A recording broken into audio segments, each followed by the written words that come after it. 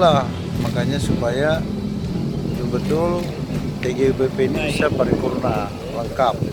Harapan kita hubungan antar parlemen ya ini betul-betul bisa dijaga. Terus Pak Lutfi kan ahli pemerintahan, dia pernah menjadi bupati, terus staf khusus Wapres kan.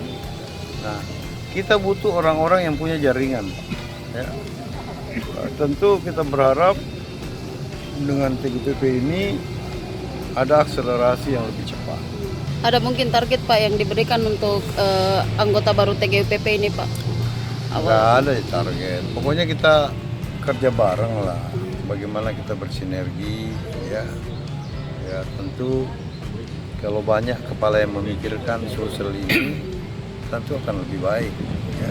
Tidak ada partai nih. Partai kita tidak lihat partainya, tapi kita lihat pengalamannya. Bukan karena ini utusan partai enggak, sama sekali enggak ada. Enggak ada juga yang mengarahkan.